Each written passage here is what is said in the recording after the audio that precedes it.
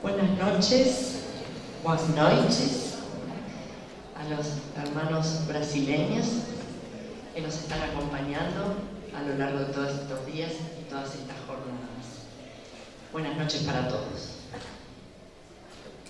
El motivo de tener que presentar a Edmundo Gómez Mango fue el puntapié para una otra charla con Edmundo, quien cuando me miraba, yo le hice el gesto de, bueno, ¿cómo te presento? Aprovechó las circunstancias para decir, ¿quién soy? Me preguntás quién soy. Soy mi doble, porque tengo dos grandes amores, la literatura y el psicoanálisis. Casi que dos vidas.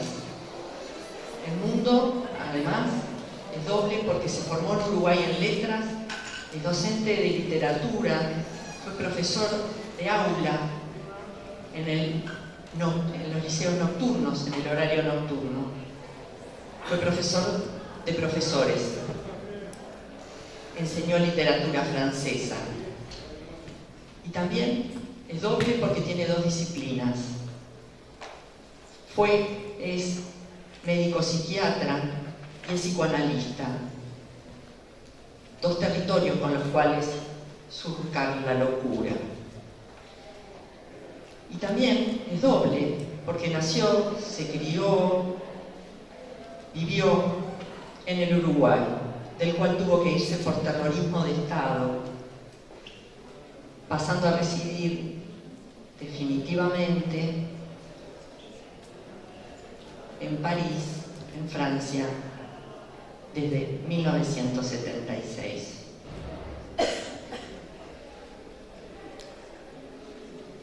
En la charla con Edmundo, él se va abriendo en anécdotas, en personajes, en escenas y en escenarios.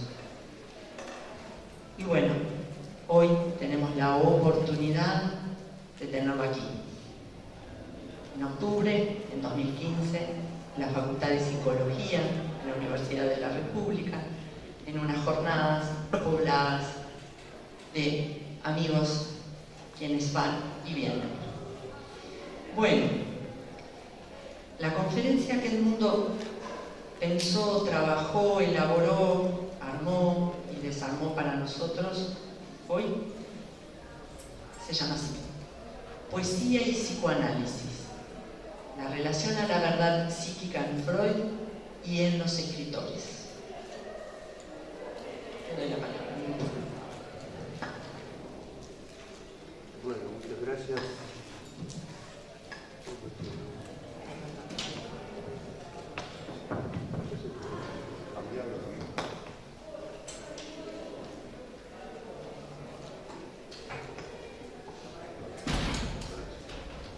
Bueno, muchas gracias, Magdalena, por tu presentación. Aprovecho ya además para agradecerte también a ti y a Guillermo Milán y a los organizadores de este coloquio, el hecho de que me hayan invitado. Tengo el gran placer de estar hoy aquí con ustedes. Es un verdadero gran honor porque estoy en el aula de la Universidad de la República de Uruguay, donde yo me he formado, como dijiste, como médico psiquiatra, y lógicamente volver al aula, digamos, maternal intelectualmente es siempre conmovedor y tiene una gran significación personal que no deseo disimular. Además, en la época en que yo todavía no había definido exactamente la orientación de mis estudios, concurrí a la Facultad de Humanidades y Ciencias y asistí a algunas clases de psicología. No encontré, lamentablemente, a Willy Barnabé, que yo creo que por aquella época, que eran los finales de los años 60, empezaba a enseñar psicoanálisis en la universidad. Pero el destino quiso que en otro momento también de desorientación y de búsqueda encontrara a Willy Barnabé en París cuando en 1976, a causa de la dictadura, decidí ir nuevamente a Francia, digo volver porque ya había estado en el 72 al 73. Y entonces allí tuve el placer de conocerlo y además de poder conversar con él sobre el complejo y laberístico panorama del psicoanálisis francés y algunas de las opciones que yo ya había pensado, que había intuido como que eran las que más me convenían. Él me ayudó a esclarecerlas y a completarme. Entonces, así se fue haciendo mi vida profesional. Claro, porque estar allá tuve que reorganizar como todos los que nos fuimos. Y tuvimos que reorganizar nuestra vida profesional, nuestra vida familiar en el exilio. Tuvimos que remodelar, rehacer lo que llevábamos dentro para adaptarlo y para poderlo hacerlo funcionar en el nuevo entorno. Y entonces este retorno a esta ciudad natal en la que viví casi 35 años, más de 35 años, es también un poco la ocasión para reflexionar sobre cómo se van tejiendo los hilos de nuestras vidas. No sabemos muy bien quién maniobra el telar, no sabemos muy bien quién es el tejedor, quién mueve el torno, y que nos hace a veces salir, otras veces saltar, y alguna vez poder retornar también. Me voy aproximando al tema de mi intervención, que claro, es extremadamente amplia, ¿no? Poesía y psicoanálisis solo permite en una exposición como esta generar algunas entradas. Pero esto que acabo de decir quizás para algunos de ustedes haya evocado la imagen de Goethe con la que Freud intenta acercarse al trabajo del sueño, al taller de pensamientos donde se fabrica la imagen onírica. Freud quiere explicarle al lector de esa obra tan extraña que se llama, bueno, en la nueva traducción del equipo de Jean Laplanche, la interpretación del sueño, prefiere circular en vez de plural, bueno, que marcó la cultura europea, no solamente porque se publica en el año 1900, es decir, el comienzo del siglo XX, sino porque también revolucionó de alguna manera la concepción del sujeto contemporáneo. Y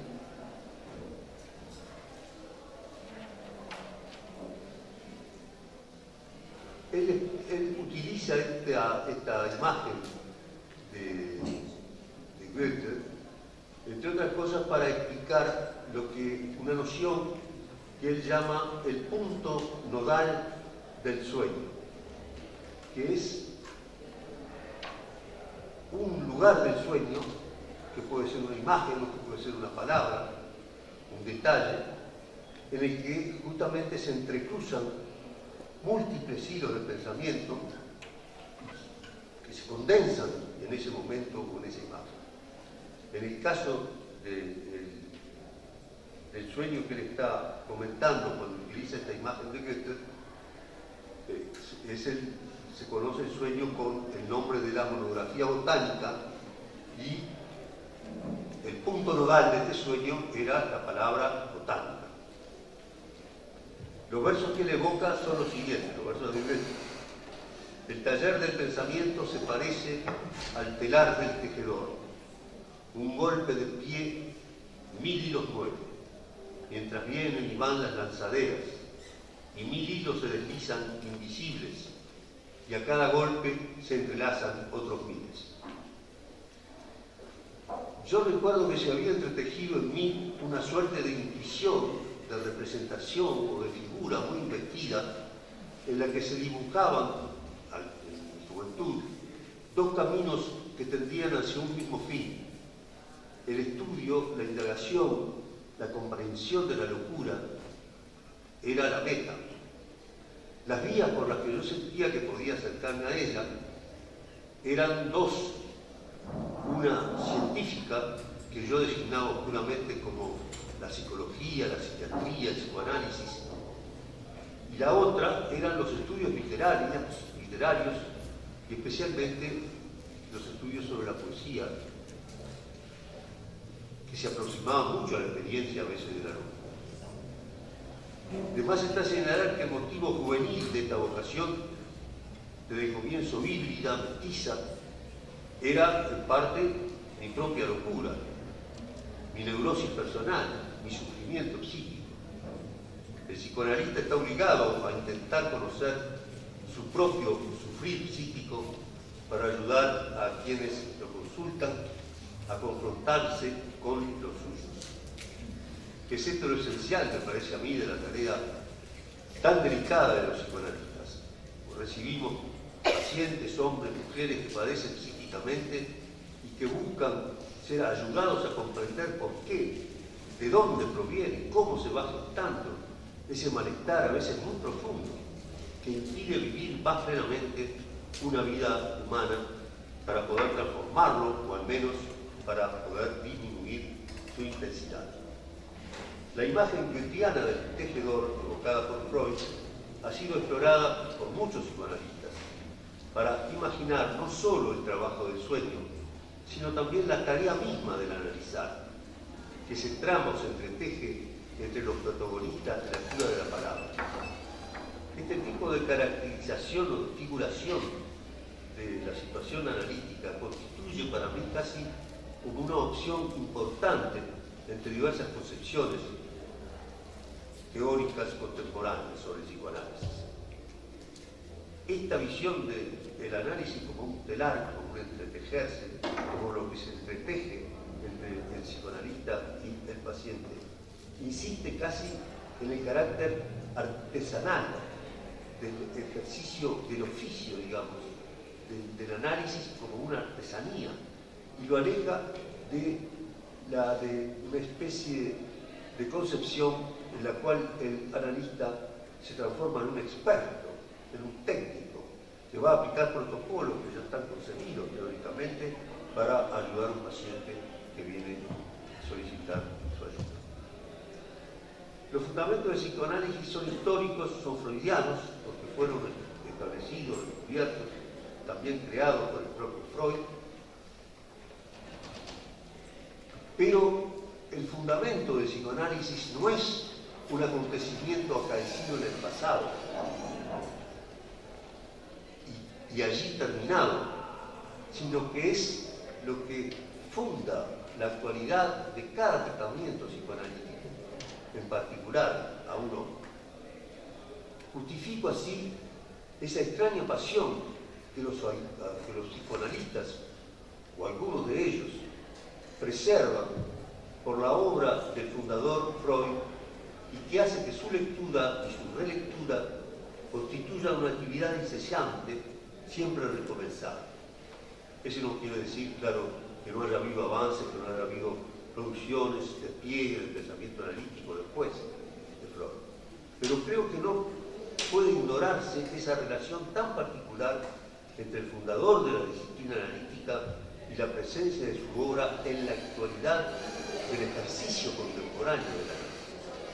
No en todas las disciplinas, me parece, sus fundadores pueden ser declarados como sus más actuales contemporáneos, y así podemos hacerlo por lo menos algunos de los analistas entre los que yo me cuento. Hay una especie de, voy a explorar un poco la noción del arqué del psicoanálisis. Hay una especie de anacronía en el fundamento del psicoanálisis.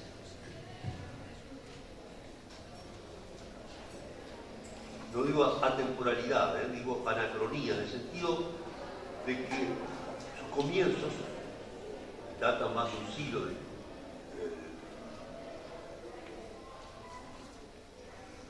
que la vigencia tan actual de los fundamentos del psicoanálisis, sin embargo, datan de la emergencia histórica, data de más de 100 años.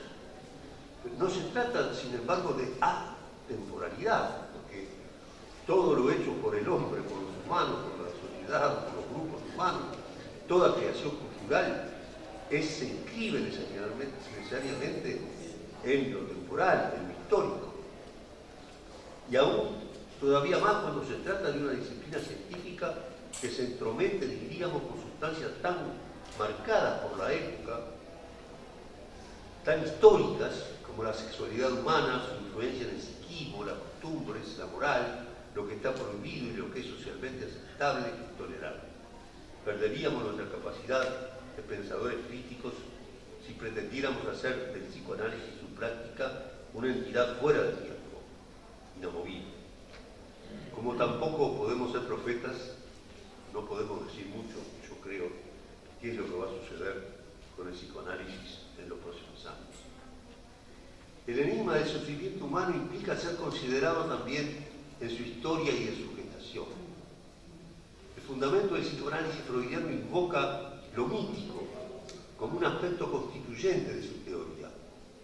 O más precisamente, Freud indaga en el sufrimiento humano, en sus orígenes, en sus formas clínicas, partiendo de los discursos de las mujeres histéricas e históricas de Viena de la época de Freud. Ellas quieren hablar su dolor, le piden que las oiga, que no las interrumpa con preguntas que pretende orientar sus palabras. Reclaman su libertad de decir lo que les pasa y lo que se les ocurre. Imponen al gran oidor Freud el silencio para que ellas puedan ser verdaderamente escuchadas. Así nace lo que puede llamarse el loco hablar del psicoanálisis, de la Tollkühn, la cura de la palabra. En los albores de su teoría y de su práctica, Freud recurre al mito, al mutos, ese otro relato popular que proviene de los orígenes mismos de las civilizaciones occidentales grecolatinas. El primer psicoanalista encuentra en figuras míticas esbozos, imágenes, palabras, en lo que se forman los gérmenes de su teorización. En el mito y en la tragedia de Edipo me parece aprender algo general del sufrimiento humano, de la génesis del malestar humano.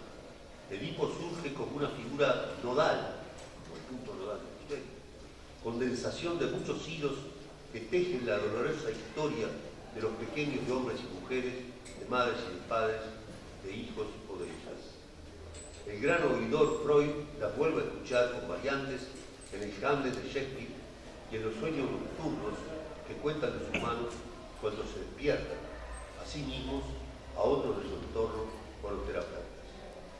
Es importante destacar la presencia en el nacimiento del pensamiento analítico de este confluir de, por un lado, el relato diurno del sueño nocturno y del decir del sufrimiento de los hombres y mujeres de su tiempo, pero también del narrar, del contar de las leyendas de los mitos.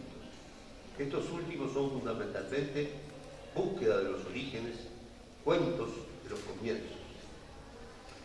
En esta relación primera del pensamiento analítico con el pensamiento mítico y con el pensamiento de la tragedia y de la poesía, lo que confiere, creo, al psicoanálisis esa aura de un pensamiento que trasciende lo cronológico en una búsqueda incesante de un tiempo primero, de una génesis del humano, de lo primitivo, de lo naciente.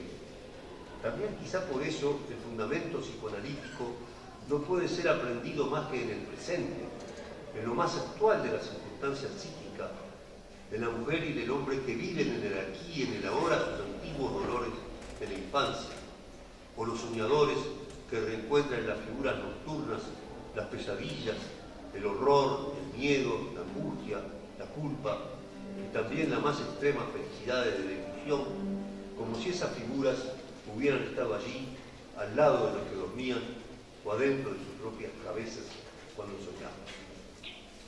La alianza de la poesía y del psicoanálisis es así fundadora.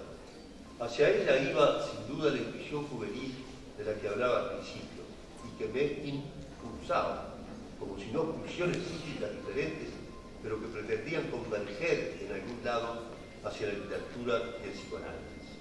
El doble camino elegido fue arduo como todos los caminos, pero era para mí necesario. El tejedor así lo decidió. No siento que haya sido una opción personal. Más bien parece ser ellos, los objetos de donde emanan las atracciones que sentimos, los que en realidad optan o los que en realidad eligen a los que los siguen.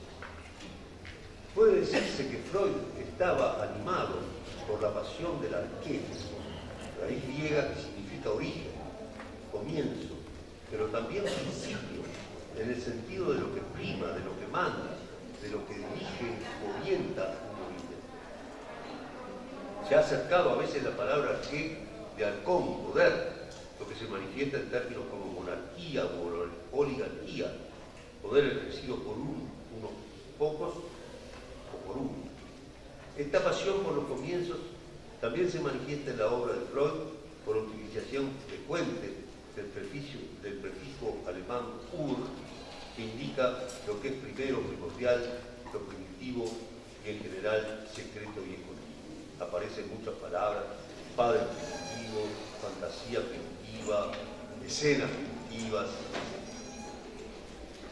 También Goethe, ahí hay una correspondencia con Freud, porque él creía firmemente en lo que él llamaba el fenómeno originario, y afirmaba que todos los fenómenos que aparecen en la naturaleza tenían en realidad una especie de predecesor que era un fenómeno originario del cual surgía, incluyendo así una concepción genética de la forma. Freud intenta comprender la vida psíquica actual, contemporánea, adivinando o construyendo su arqué, su principio, su estado originario primitivo, su estatus nacente. Uno de los elementos esenciales de la práctica analítica, la regla principal o fundamental, solicitarle al paciente de tratar de decir todo lo que se le ocurre, intenta justamente acercarse a ese estado un poco más primordial o primitivo de lo psíquico, superando en la medida de lo posible la represión que se ejerce sobre la palabra por la censura de la moral o de las costumbres. Ensayaba así poder escuchar algo del estadio más primitivo de la palabra humana, cuando ésta puede decir lo más espontáneamente como una improvisación no meditada, no preparada. Este régimen particular de la palabra en análisis favorece el surgimiento de las eifales, las palabras que caen o que inciden, que surgen en la lengua inesperadamente como una ocurrencia, muchas veces portadora de elementos significativos. Se abre así otra frontera paradoxal. Es en lo más efímero del habla, lo que funciona en una suerte de hablar por hablar, de lo que está siempre dirigida a la arista, lo que permite hacer aflorar lo más duradero, lo más reprimido o sepultado de los hondones de la psique. Es este otro posible entrecruzamiento fecundo de la poesía y el psicoanálisis. La poesía también canta lo efímero, lo que aparece y se desvanece, como la belleza de los rostros o de los paisajes. Ella también indaga en el origen de las grandes pasiones, las emociones o pulsiones que mueven y animan la vida psíquica. Explora sin cesar con el lenguaje la frontera del amor y del dolor. Pretende con la palabra aprender los grandes afectos, lo que nos afecta, lo que nos conmueve. Se inquieta y se asombra de su propia actividad, por su propia poiesis. Los médicos hablaban de hematopoiesis, la creación de las células sanguíneas. Aquí es la poiesis de la palabra misma, es su poética. Es otra manera de decir lo mismo, ¿no? La poética es el estudio de esa poiesis, esa formación de la palabra. Paul Valéry, poeta y a la vez pensador eminente de la poesía, llamaba poética justamente a la tendencia crítica que se interesa en el originarse mismo de las formas poéticas más que en sus contenidos manifiestos. Tenía la manía, decía él, de no amar en las obras más que su gestación. Otra entrada posible para esta confrontación que estoy haciendo entre poesía y psicoanálisis es lo novelesco. Roman Jakobson, en su célebre diferenciación de las funciones del lenguaje, caracterizaba la función poética como aquella en la que el emisor del mensaje pone su mayor énfasis e interés en el mensaje mismo, en su forma, en su construcción. Cuando el hablante se propone fundamentalmente describir un objeto, una escena, utiliza fundamentalmente la función referencial del lenguaje. Le importa sobre todo aquello a lo que su mensaje se refiere. Cuando el uso de la lengua tiende sobre todo a influenciar o a provocar efectos en el receptor del mensaje, estamos frente a lo que se llama la función conativa, la que da orden, la que atemoriza, la que estudia, etc. Jakobson distinguía otras, además, expresiva, de contacto, metafísica. Los poetas ya sabían algo de todo esto. Para Baudelaire, por ejemplo, el poeta estaba enfermo de poesía y no podía más que hablar de esa enfermedad, de su poesía.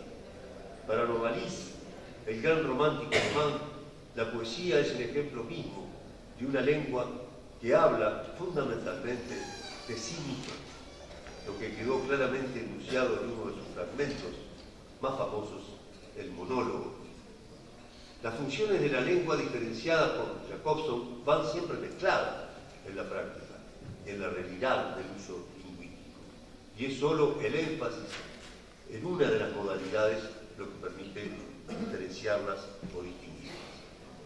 Para Freud, investigador, como en general para el discurso científico, lo referencial es siempre importante. Es interesante recordar el punto de inflexión en la obra escrita de Freud cuando se manifiesta una especie de vacilación, un cuestionamiento que él mismo se hace entre el lenguaje literario y el lenguaje científico. Ya la escucha de las histéricas lo había sensibilizado. Ellas mismas conferían mucha importancia al mensaje que transmitían. Se sentían aliviadas solo cuando la palabra podía ser dicha libremente y cuando era realmente recibida por quienes las escuchaban. En los estudios sobre la histeria de 1895, escrito por su maestro Joseph Breuer, Freud se descubre él mismo escribiendo en determinado momento como un novelista. Él pretende transmitir en sus escritos lo que había descubierto en el encuentro con las histéricas. Ese es el referente importante de su publicación, la descripción del objeto psíquico. Pero para poder lograr el objetivo, debe prestar atención a su propio mensaje, a cómo lo construye, a cómo lo escribe. Es entonces en que cae en la cuenta que no puede escribir como el psiquiatra o como el neurólogo contemporáneo o lo que lo había precedido. Él acaba de abandonar la magia, por ejemplo, pseudocientífica, de tratar a las pacientes histéricas con electroterapia, como hacían en aquella época. Y después de haber intentado otro ensayo a través de la hipnosis, se ha convencido progresivamente que es en el campo de la palabra, en el escuchar y en el hablar, donde puede encontrar los métodos más seguros para comprender algo del sufrimiento psíquico y lograr, aunque sea en algo también modificado. Se instaura así el modelo de la cura de la palabra. Cuando intenta transmitir al lector lo que él ha comprendido del funcionamiento psíquico de las pacientes histéricas, se da cuenta de que deben proceder como lo hacen los escritores, especialmente los novelistas, y que sus historias clínicas, las de Freud, sus relatos de enfermedades psíquicas, se parecen mucho a novelas breves de los literatos de su época. Para intentar ser verdadero, debe aprender primero las formas y los mecanismos de los procesos psíquicos de la histeria. Para ello debe proceder como los novelistas y como sus colegas no como sus colegas psiquiátricas o neurólogos. Es como si Freud descubriera, sorprendido, que existía en él mismo un escritor, un Dichter, poeta en alemán en sentido muy amplio, literato, puede decirse, un poeta en ese sentido que se despierta en él cuando pretende aproximarse a la complejidad del objeto psíquico y de los procesos dinámicos que ha descubierto detrás de los síntomas o en los síntomas mismos de los pacientes. El paso dado aquí por Freud tiene, a mi modo de ver, una doble importancia. Primeramente, reconoce sin ambajes que la literatura novelesca en sí misma posee una capacidad de comprensión y de descripción, que ella es también un modo de conocer y de aprehender el funcionamiento psíquico. Y segundo, Freud no rechaza el modo de escribir literario, no deja de lado el discurso ficcional, que algunos pueden considerar como poco serio y no científico. Perdón.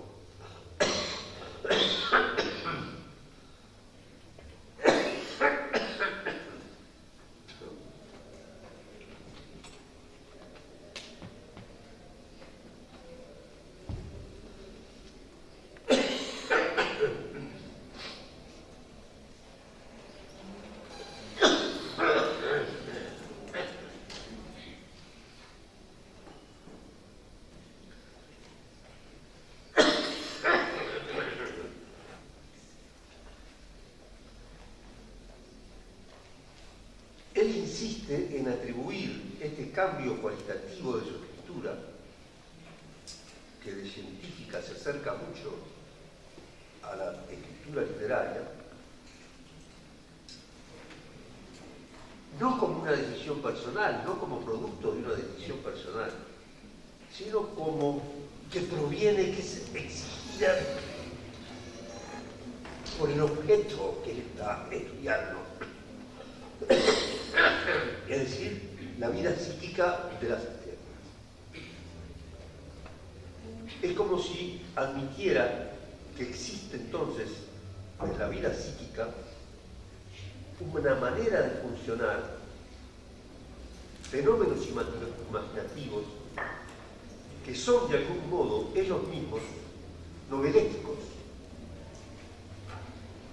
Muchos años más tarde, Roland Barthes, un gran investigador de la semiótica de los signos, tan singular, tan interesante, pero también un escritor de lengua francesa tan formidable, le dará razón.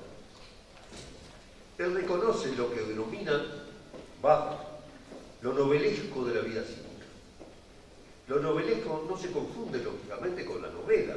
Esta es una producción literaria objetivable, un libro más o menos terminado, mientras que lo novelesco es casi una cualidad del psiquismo, que Barthes describe como una errática de la vida cotidiana, de sus pasiones y de sus escenas. Este tema de lo novelesco tiene una gran importancia en Barthes, yo no lo puedo desarrollar hoy, en toda su dimensión. La imaginación activa y la percepción precisa del novelista y del analista son capaces de aprenderla y de reproducirla. Más tardíamente, Freud insistió en esa extraña aproximación del discurso científico y del discurso ficcional, cuando, por ejemplo, llamó al ensayo sobre Leonardo da Vinci, una de las más hermosas obras de Freud, que todavía tiene un encanto tan intensidad tan grande, tanto desde el punto de vista psicoanalítico como desde el punto de vista literario. Él la llamó novela psicoanalítica en 1910. Y una de sus últimas producciones, El hombre Moisés y la religión monoteísta, en 1939, casi al final, la llama novela científica. Es decir, que la palabra novela sigue pegada a la reflexión. Y evidentemente no es solo la palabra lo que está pegado, está todo lo que está detrás de novela, de la actividad psíquica que produce una novela. Es decir, la actividad de un escritor. Y él es un pensador, pero la tiene siempre ahí como a mano, como disponible como para. Bueno, es decir que no se priva nunca de asociar a la forma novelesca de la escritura literaria su propio pensamiento, su propio método de razonamiento que lo lleva a aproximarse de la cosa, de lo inconsciente, para transmitirle al lector la fuerza de su atención. Reafirma así, de otro modo, entonces, la alianza creadora de literatura y psicoanálisis. El Forscher, el investigador de lo psíquico, como él se designaba, puede coexistir y trabajar al lado del Dichter, del escritor, del poeta. Es quizás lo que explica la perennidad de la obra de Freud y el placer intacto, intelectual y sensible que se preserva en muchas de sus mejores páginas. Este es un tema que me parece muy interesante y que parece que está en relación a uno de los planteos que hizo ayer Marcelo Viñar cuando habló de estas alteraciones, estas fluctuaciones de la subjetividad contemporánea, esta falta de limitaciones, estos temblores que existen en las fronteras, en los códigos. Acá comienza esta inquietud entre los géneros literarios, entre los discursos científicos y literarios. Freud la lleva allá. Después es retomada por otros, lógicamente, por Barthes, pero también por Foucault y por Lacan, sin duda.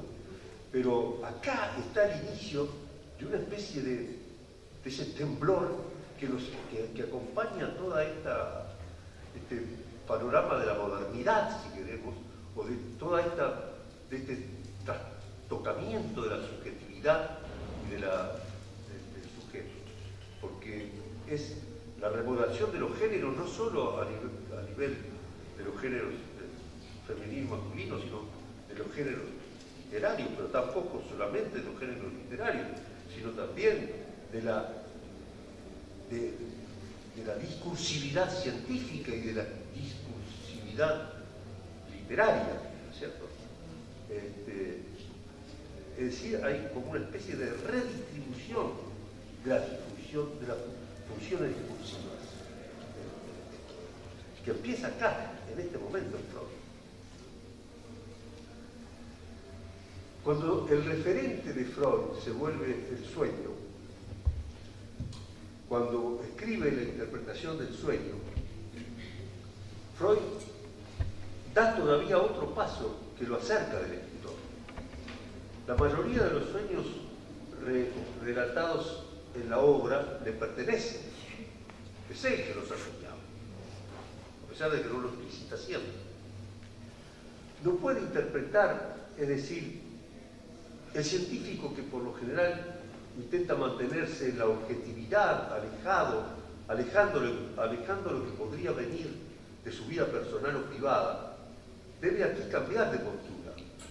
No puede interpretar, es decir, analizar, comprender sus propios sueños y transmitir esa aprehensión nueva y revolucionaria del acontecimiento psíquico sin abrir su mundo interior, sin relacionarlo con una formación onírica nocturna y darlo a conocer, por lo menos en parte, a sus lectores. Esto implica un cambio radical en la relación del sujeto que conoce y el que transmite el conocimiento, en la relación con el lenguaje mismo.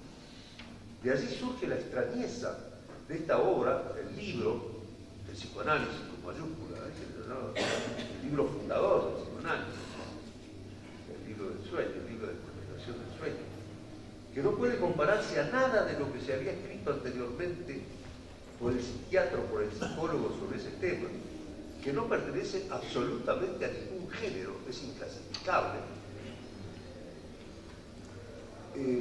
porque quizás su arquitectura misma o su composición se asemeja mucho a la estructura misma que está estudiando, es decir, la estructura mímica.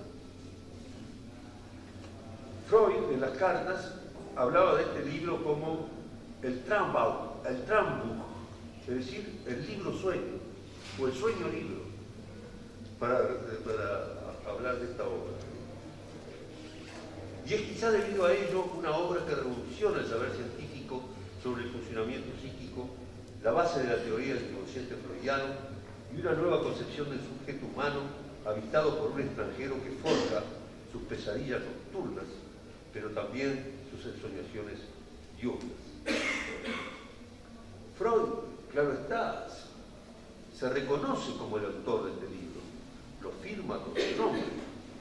Sin embargo, en el prólogo a la segunda edición, que creo que aparece 5 o 6 años después de la primera, solo se han vendido unos 350 ejemplares de la primera edición.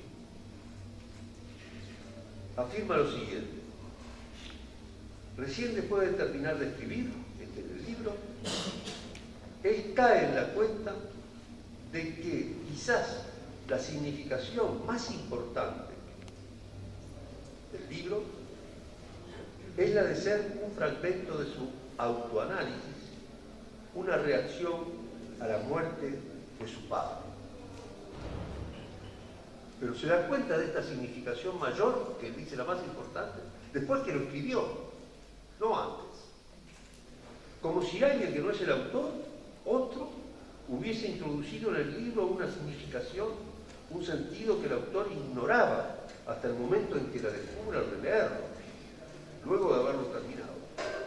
La escritura puede entonces, produce significaciones que el autor del libro ignora mientras lo está construyendo. El escritor e investigador psicoanalista debe admitir, como el escritor de novelas, que su obra está cargada, habitada por producciones de sentido que no son voluntarias y conscientemente elaboradas, pero que surgen y se traman en el acto mismo de escribir. Otra confirmación entonces de la escisión que Freud describe en el sujeto de la modernidad. Lo inconsciente lo habita e impregna sus predicciones conscientes, algo trabaja inconscientemente, incluso cuando la indagación racional se orienta hacia el estudio de la existencia de esa zona inconsciente de la psique.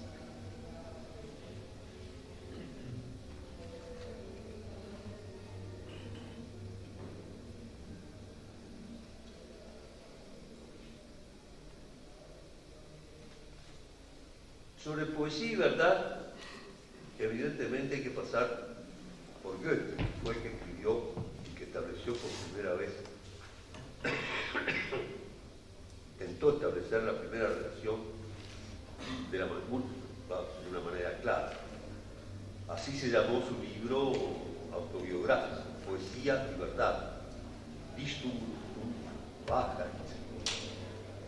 El título completo del libro es De mi vida, poesía y verdad. No utiliza los términos memorias, autobiografías, sino es el lacónico de mi vida, señalando así que es esta la sustancia misma de la escritura del libro. La palabra Dichtung no tiene equivalente exacto en las otras lenguas europeas. Algunas traducciones refieren ficción, otras poesía. La primera opción, ficción, insiste sobre una de las franjas del espectro semántico de la palabra alemana que destaca la importancia de la fantasía o del fantasma psíquico o de la imaginación. Poesía parece atender más sobre todo al hecho de la fabricación, de crear con palabras, un poco como Borges cuando habla del poeta como del hacedor, es decir, el que hace, fabrica poemas. El creador literario y el fantasear o la fantasía, Freud utiliza la palabra Dichter de una manera muy amplia. Es al mismo tiempo un gran escritor como Goethe, pero puede ser también un adolescente que va a buscar trabajo y que va en el camino, vive como una especie de sueño, en el que ya siente que ha llegado a la casa, que ha conocido a su futuro empleador, a quien lo conoce, claro, que la hija se va a enamorar de él, de la hija, él va a volverse el novio y que después se va a transformar entonces en el heredero del rico comerciante que lo va a emplear. Esa es una de los ejemplos que pone de la actividad, del fantaseo, ¿no? Entonces la sustancia es la misma que la que utiliza el gran novelista, lógicamente con otra estructura y con otra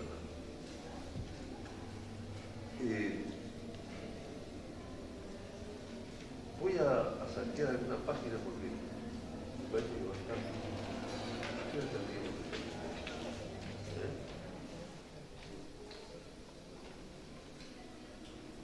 Hay algunas cosas sobre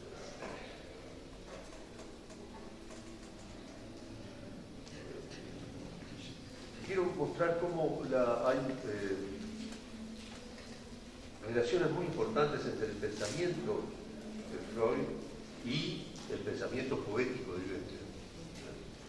Doy solamente algún ejemplo. Por ejemplo, en la constitución del segundo dualismo funcional, que está íntimamente relacionada con lo demoníaco, con la figura de Mefistófeles,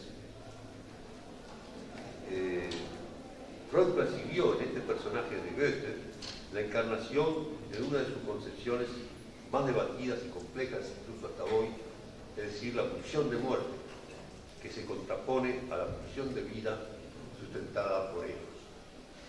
La existencia de dos tipos de pulsiones que se oponen en el seno de la vida psíquica surge como una teorización que se le impone por la omnipresencia del polemos, es decir, del conflicto, de la guerra, de la pelea psíquica, inherente a los procesos psíquicos. Las pulsiones de vida sustentadas por ellos combaten sin cesar contra las otras, las pulsiones de destrucción, que se expresan como agresión dirigida hacia el exterior y también hacia el propio sujeto en las diferentes formas de pacifismo. Pero lo más escandaloso y paradojal de la pulsión de muerte es que esta pulsión pulsa como de adentro mismo de la pulsión, en el interior de ella misma, pero de manera silenciosa, como una fuerza que tiende a extinguir el impulso vital y a reducir lo viviente al estado inorgánico. Algunos desarrollos de la biología contemporánea han descubierto que lo que se llama ahora apoptosis es un poco esto, es decir, que hay verdaderamente tendencias en las células a ir hacia la muerte. Se habla de que hay una especie de muerte programada por las células. Escribió sobre este tema un libro muy lindo, Jean-Claude Ameisen, la estructura de lo viviente, el suicidio celular o la muerte creadora. Es decir, que a veces hay como contacto, como así, puede ser una noción metapsicológica de Freud, esta muerte, esta pulsión silenciosa que está dentro de la pulsión misma y que lleva hacia lo orgánico, hacia lo puro, hacia lo silencioso, y esta otra cosa que viene ahora como apoptosis, que así lo llaman los históricos. A nivel histórico y social, evidentemente, la pulsión de muerte, ¿quién podría hacer más publicidad por ella que ese estado inabortable de guerra y destrucción que asola a la humanidad? Evidentemente como uno de los factores, se va a explicar todo por este factor funcional de la muerte, ¿no? Pero bueno, la sed de destruir, la repetición sin fin de asesinatos de masas, de actividades bélicas generalizadas y generalizadas. Esto no parece atenuarse justamente con el progreso de las tendencias que preservan y salvaguardan la vida humana y de su entorno, porque las fuerzas de destrucción las utilizan estos progresos inmediatamente en su provecho, digamos. Y así estamos contemplando este momento de la especie humana en que ya no se sabe si se puede o no se puede proteger el propio entorno natural de la especie, que parece avanzar hacia su propio agotamiento. Freud entrevé en la figura de Mefistófeles la plasmación del principio del mal, de la destrucción, aquello que tiende a la desaparición de lo viviente. El personaje demoníaco afirma, pues todo lo que existe es digno de ser destruido. Agrega que lo malo es su propio elemento. Esta dualidad pulsional, la pareja de opuestos, Fausto, el hombre que busca y que construye, y Mefistófeles, el representante del mal que destruye e impulsa hacia la muerte, es también necesaria para la teoría freudiana, que ve en el conflicto el motor de lo viviente que no escapa nunca a la posibilidad de su propia aniquilación. Esta visión goetheana que Freud hace suya es trágica, aunque no es pesimista. Afirma la necesidad del conflicto, del combate, pero no acepta la claudicación del ansia fáustica, digamos, de proseguir en la búsqueda. El desafío, el pacto de Fausto, acepta que Fausto acepta, consistía al fin de cuentas en lo siguiente: solo si Fausto abandonaba su trágica lucha, si él no renunciaba al impulso, en alemán Streben, que lo alimenta a proseguirla, aun cuando se equivoque, solo en ese momento Mefistófeles podrá hacer de él su siervo y arrastrarlo a la vida.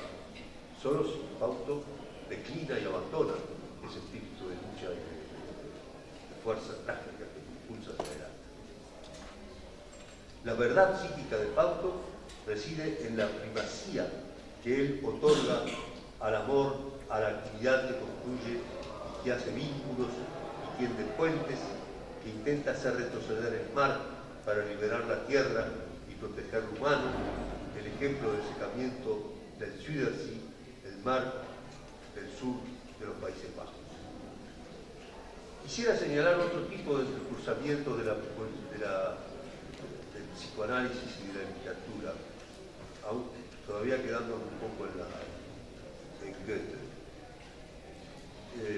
En ocasiones el surgimiento de lo poético en el texto de Freud es vertiginoso, se condensa en la simple evocación de un verso que viene a resonar en el eco de los desarrollos racionales del pensador. Freud no es solo un investigador moderno que trata de descifrar el enigma de los mitos, también es un creador de mitos, lo reconoce como tal. Así, en Totem y Tabú, construye una de sus verdades más complejas, discutidas, pero que deviene un elemento central del edificio teórico: el asesinato del padre primitivo por la horda salvaje de los hermanos, que ya había imaginado Darwin.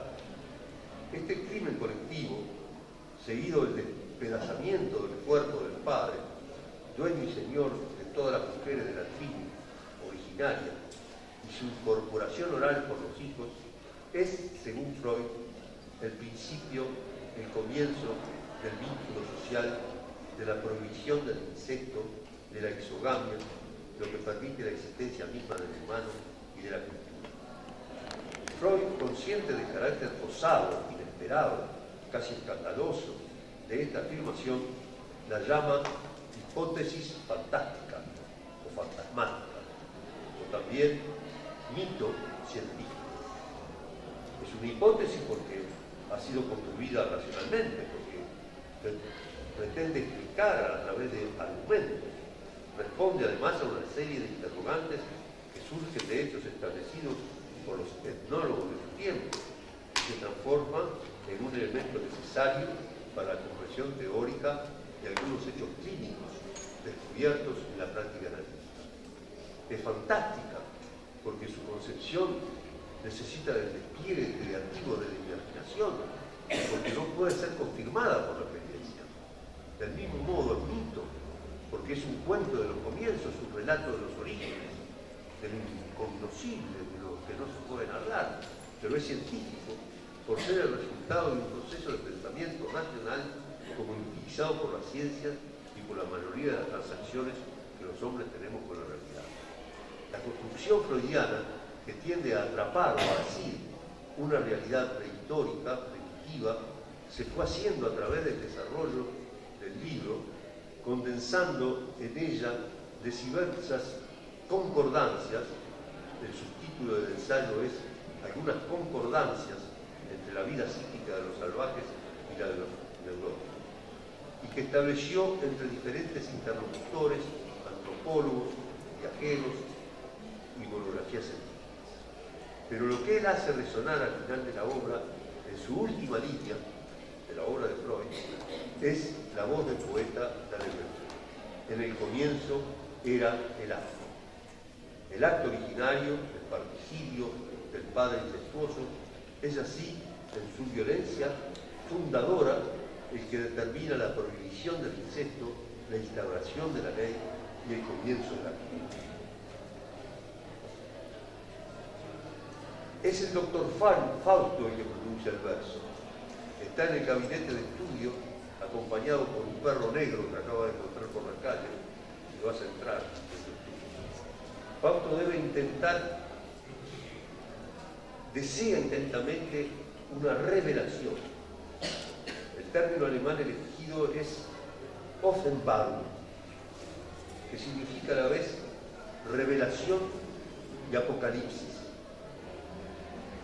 Quiere que esta revelación apacigüe su sed de conocimiento y que le dé el secreto de la creación.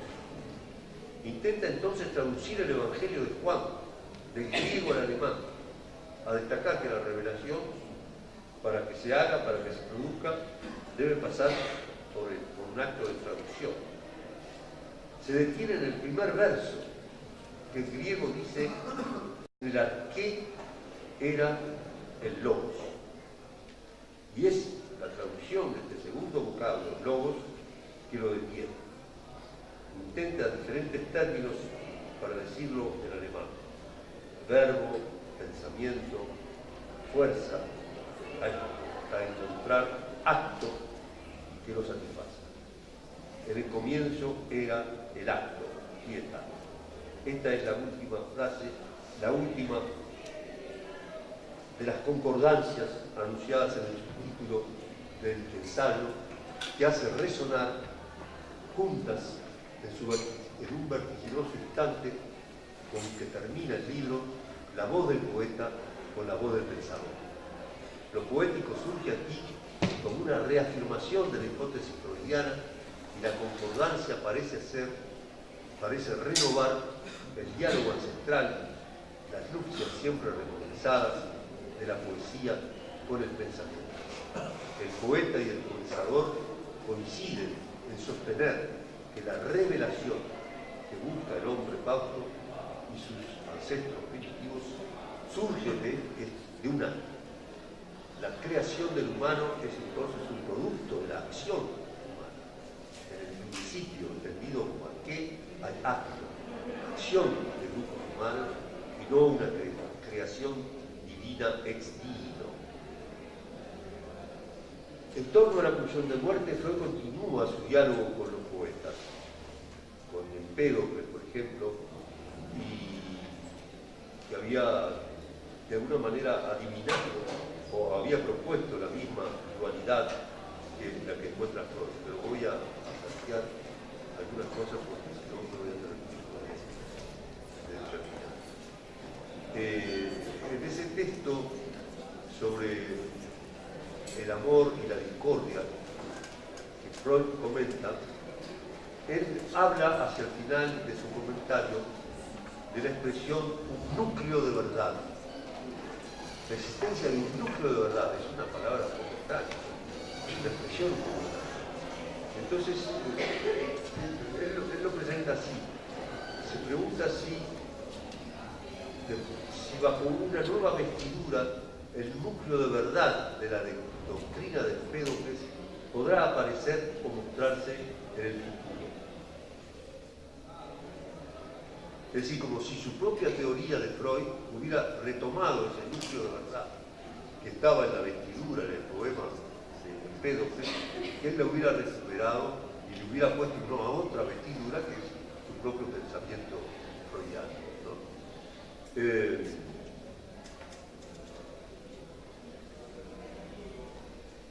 Más adelante, en otro artículo del mismo año, Conclusiones en psicoanálisis, él vuelve.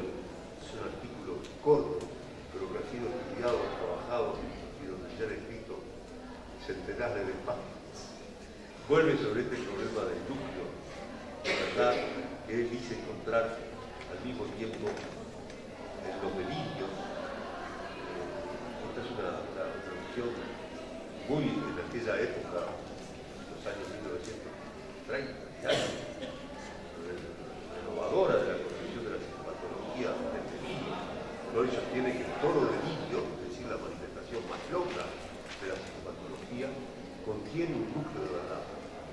Es decir, que hay en el delirio un fragmento de verdad histórica, vida por el paciente, que se expresa a través de esa vestidura, digamos, que es el delirio. Y que de allí deriva la convicción, digamos. Ese núcleo de verdad impone al paciente una convicción. Esto para mí, algo de esto que yo cuento, de estas persecuciones que les estoy contando a través de mis acusaciones, algo de esto, de estas amenazas de pasado, son ciertas. Y de esto nadie me va a poder demostrar. Bueno, voy a pasar entonces ahora, porque además yo me estoy pensando de leer, creo que debo llegar al final, salto unas cuantas páginas. Quiero leerles algunas cosas que he escrito sobre, porque me impresionó mucho este artículo, que lo había leído, pero lo releí preparando este trabajo, que es la noción de los momentos de verdad de la literatura de Roland Barthes. Hacia el final de su brillante y enriquecedora tarea de semiólogo, Barthes conoció algo así como una conversión a la literatura.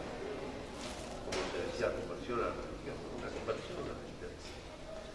Como si el fino autor de los análisis lingüísticos y estructuralistas hubiese reconocido hacia el final de su obra que la fuerza, la energía, la verdad de la literatura no había sido atrapada por las sutiles redes de la semiología y de la lingüística contemporáneas.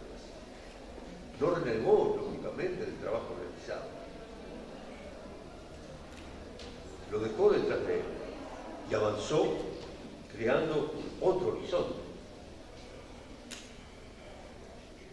Avanzaba hacia una nueva escritura, a una renovación de su propia escritura. La meta que se había propuesto era la novela, escribir una novela, pero no alcanzó a lograrlo. Sin embargo, en los cursos del Colegio de Francia, desarrolló en varios de ellos el tema de la preparación de la novela. Acá también se da esa oscilación permanente entre el discurso de la ciencia, de la lingüística y de la psicología y del discurso de la literatura, ¿no? en esta etapa de la obra de Barthes. Y en este mismo periodo escribe quizás lo que muchos consideran también como su obra más bella, La Chambre Claire, de 1980, escrito fundamentalmente en memoria de su madre, fallecido poco tiempo antes, es un tratado sobre la fotografía, pero cuyo núcleo de verdad, si ustedes quieren, es una foto de la madre que le cuenta cuando era muy joven. Ya sé ahora, Barthes está enterrado con su madre en la localidad de Hurt, País Vasco francés, muy cerca de Bayonne. Había sido, junto a Lévi-Strauss, Sartre, Lacan, un fecundo agitador del mundo cultural europeo. Sus mitologías desnudaban la sociedad francesa contemporánea y mostraban detrás de la pretendida modernidad, a veces inamovible, de alguno de sus mitos cotidianos. Barthes siente que llegó, él lo dice así, nel meso del camino de nuestra vida, que no es un momento cronológico de la vida, sino que es aquel que marca un inicio, un nuevo mundo, el llamado de un nuevo sentido, una vita nova, y para el escritor, una nueva vida. Coincide muchas veces con un duelo cruel, único y como irreductible. Estoy citando a Bach, cuando se descubre que la muerte es real y no solamente temible. Él previene, anuncia: deseo ahora hablar de mí. Es lo íntimo lo que quiere hablar en mí, hacer escuchar su grito ante la generalidad, ante la ciencia. Vuelve entonces sobre el poder de la literatura y retoma los efectos de lectura que han producido en él algunos grandes textos. Señala como ejemplos fundamentalmente dos: la muerte del viejo príncipe Volkonsky en Guerra y Paz y la muerte de la abuela en A la búsqueda del tiempo perdido. Y es allí donde aparece la expresión momentos de verdad de la literatura. De las reiteradas lecturas de estas dos escenas, Barthes ha aprendido dos cosas: que él las recibía como momentos de verdad, dice él. De pronto, la literatura, prosigue, puesto que de ella se trata, coincide absolutamente con un desgarramiento emotivo, con un grito en el lector. El lector, conmovido, siente hasta en su propio cuerpo la separación dolorosa del ser amado, pero debe además confrontarse con una especie de trascendencia que puede formularse con esta pregunta, dice Barthes: ¿qué Lucifer ha creado al mismo tiempo el amor y la muerte? El momento de verdad de la literatura es así reconocimiento del pathos como padecimiento íntimo, como aflicción incluso corporal, como conmoción intensa del lector, turbulencia que conlleva sufrimiento, pero a veces también el inicio de un extraño sosiego. Este momento provoca algo que lo sobrepasa, que va más allá de ese momento de verdad. Y es eso lo que él llama lo trascendente, un significado que no se agota en lo subjetivo del lector, en lo particular de ese acontecimiento. Es conmovedor, al menos para mí, escuchar a Barthes, que es el texto de una lección de sus cursos en el Colegio de Francia, reconocer que la ciencia literaria, que él mismo había contribuido tanto en edificar, tiene mucha dificultad en reconocer al pathos como fuerza de lectura. Nietzsche podría ayudarla si se acepta no situar la esencia del libro en su estructura, sino reconocer que la obra emociona, vive, germina a través de una especie de estremecimiento agónico que no deja en pie más que algunos momentos. Verdaderas cimas son los momentos de verdad. La lectura siguiente seguiría esta línea de cresta, la de los momentos de verdad. Barthes lo llama también puntos de plusvalía del relato. Yo diría, con Juan Gelman, que son momentos poéticos de más vida, como decía el poeta. La literatura parece entonces retomar la tradición de una búsqueda de una vita nova, de una vida nueva, de una escritura nueva. Hacer volver a la vida lo que parece a punto de agonizar en el mundo interior del sujeto. Pero también vita nova en el proceso del duelo, que intenta resucitar los muertos, sobre todo los muertos amados, resucitar, hacer levantar, como a Lázaro, hacer presente el espectro por ejemplo, de la madre muerta en La Chambre. Recientemente, entre nosotros, ha aparecido un hermoso libro del querido amigo Daniel Gil, dedicado a Pastor Spínola, creo que se llama Capítulo La violencia y la piedad. Y retoma en ese libro esta forma de resurrección, esta forma resurreccional de la literatura, y logra en su escritura hacer revivir, hacer presente el mundo de los muertos queridos de su San José natal. Voy a terminar diciendo algunas palabras, ¿puedo? Sí. Sobre Freud con los escritores, que es un libro que escribimos, tuve el gran placer y el gran honor de escribir con Gilles Portalis, que apareció en 2012 en Francia, que ha sido traducido al francés, al español, perdón, en 2014 en Nueva Visión, por ese problema de fraternidad cultural franco-uruguaya-argentina. El libro es inencontrable en Montevideo, así que si lo quieren ir a buscar, tienen que visitar nuestro amado Charco, que nos une y nos separa, y sabemos bien nos separa más que nos une. Este libro intentamos con Portalis observar de cerca lo mayor, primeramente hacer notar la importancia extraordinaria, porque yo siempre tuve la impresión de que no se había destacado la enorme presencia de lo literario en Freud. Es increíble la cantidad de veces en que aparece la obra literaria, ya sea como referente, ya sea como cita, pero también como procedimientos literarios que usa el propio Freud para poder expresar su pensamiento. Nos pareció importante destacar entonces primeramente eso, y además preguntarse de qué manera Freud se apropia de lo literario y lo incorpora en su libro.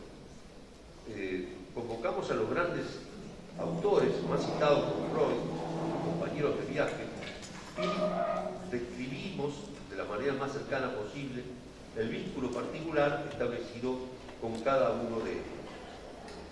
El Freud con los escritores y no el Freud y los escritores. Con quiere decir, quiere dar cuenta de esa aproximación, de una relación más íntima, de admiración, pero también de envidia que Freud mantenía con los escritores, así como explorar la especie de convivencia o de complicidad que el escritor y el psicoanalista pueden tener cuando participan juntos en el campo de la cultura. Portalis fue uno de los analistas franceses que reivindicó con mayor fuerza la utilización del término infans, usado por Freud muchas veces, hasta en los debates actuales ha sido sustituido muy frecuentemente por bebé. Hay una gran diferencia entre el infans y el bebé. El bebé es una descripción de una etapa de la evolución concreta del niño, natural del niño, del cuerpo del niño, del bebé, de su recién nacido. El infans, por el contrario, designa una suerte de memoria de antes del hablar, pero que prosigue y acompaña el desarrollo de la psique. Se constituye con trazas de experiencias originarias de la psique, cuando estaba todavía esta confundida con lo sensorial, con la percepción, con las funciones intelectuales, estaba en gestación. La época de extrema dependencia, de precariedad, donde la supervivencia estaba asegurada por la figura que Freud llama el Nebenmensch, que proporciona auxilio, cuidado, que anticipa y adivina los deseos y las necesidades del sistema. Este conoce a la vez las grandes angustias de aniquilamiento, de desaparición y las grandes satisfacciones vitales, las experiencias alucinatorias del deseo, el prototipo de estas últimas, el jugueteo que alucina el ser y lo amenaza a la vez de extinción. El infas es así, esa zona oscura, la sombra de un modo de existencia de la vida psíquica inconsciente, inseparable de la vida de vigilia y cotidiana.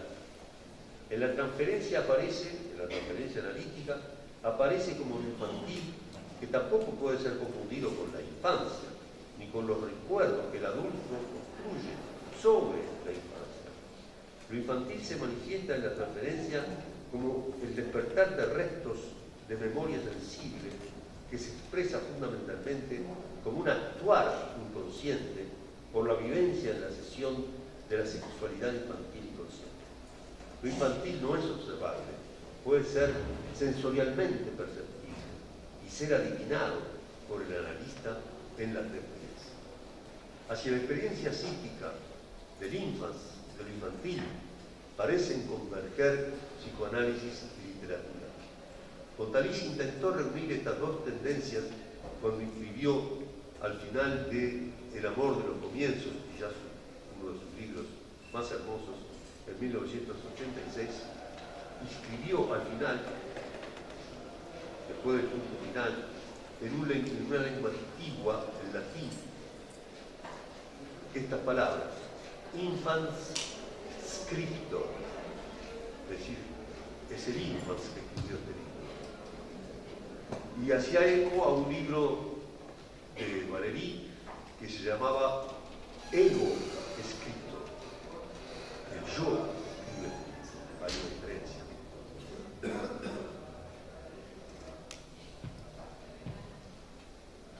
El autor se reconoce así, no ya el autor, Fontalice, pero también podríamos decir el poeta en general, no se reconoce así, no ya en el ego escrito, sino en el infans escrito, el mundo, lo viviente, cuando entra o cae en el lenguaje y comienza a dejarse hablar por la lengua. Por poco que yo sea en la lengua, yo, no la persona del otro, invariablemente soy en la lengua el mudo, dice André Dubuchet, en L'emportement du muet o el arrebato del mundo. El poeta reaviva al infans primitivo, sin palabras, que ha caído para siempre en el lenguaje. Es un clandestino, una patria, que no podrá nunca volver a la vida anterior, poema de Baudelaire, inmensa, intensa, sin palabras, sensorial y sensual. Se siente arrastrado por el flujo incesante de la lengua, se golpea contra los vocablos para hacer resonar la música silenciosa de la palabra poética. Termino con esta